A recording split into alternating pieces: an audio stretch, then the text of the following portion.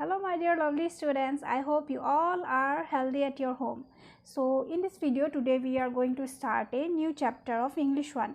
The name of the chapter is The Unlucky Sweeper, chapter number 7. So it is an old Indian traditional story of Birbal and Akbar.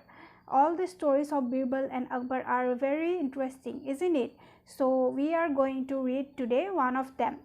So let's start it.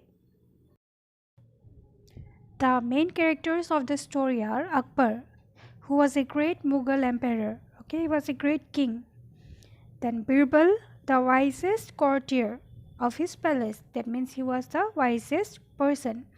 And a sweeper who was considered as unlucky for everyone. Okay, in Emperor Akbar's palace, there was a sweeper who was considered very unlucky. Okay, he was considered very unlucky for everyone.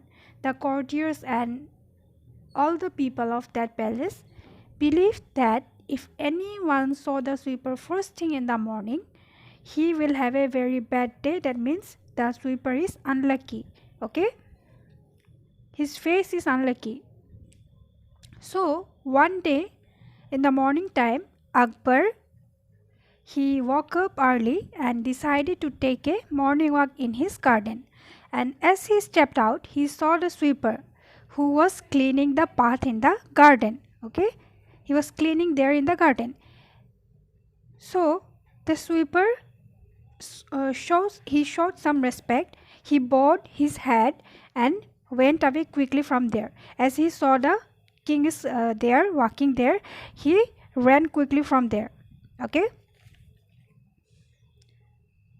and after that, the King Akbar, he was leaving for court. Okay, the court is a place where the king and the ministers, they discuss about the problems of the people there, and they solve the problems of the people there. They discuss and solve the problem.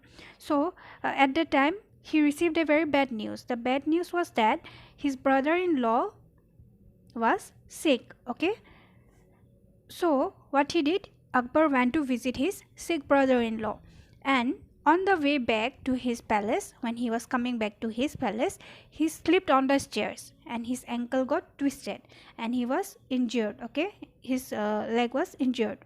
So this was the second bad thing that happened to him on that day.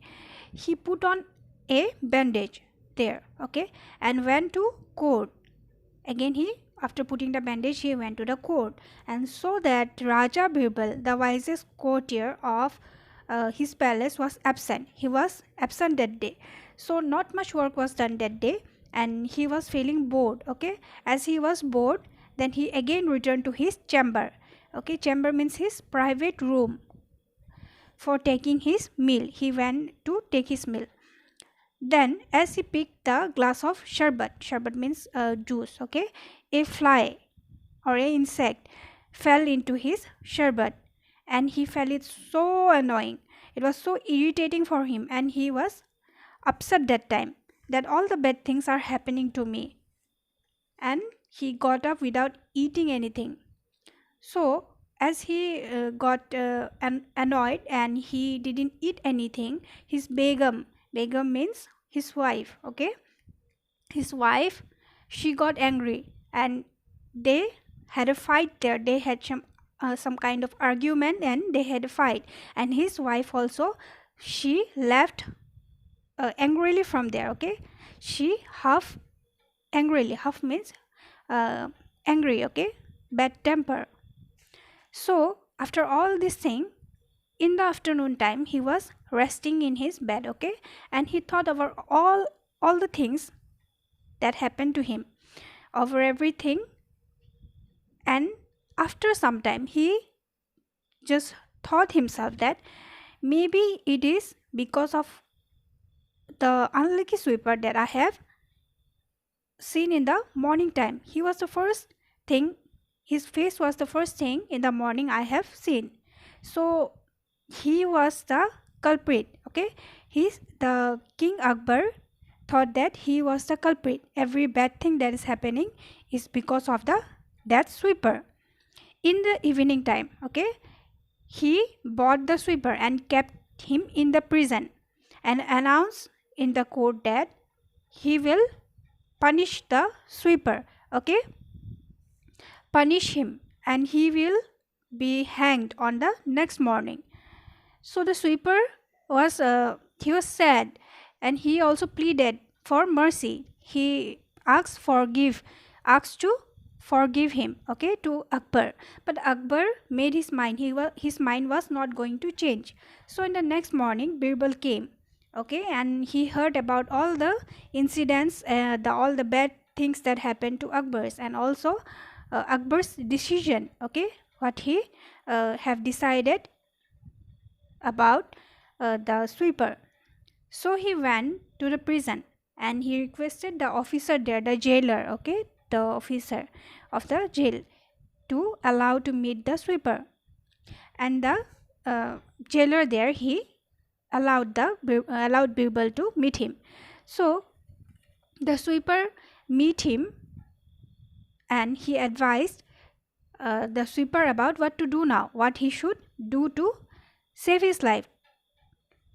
So on the evening time before hanging, the officer of the jail, he asks about his last wish, okay.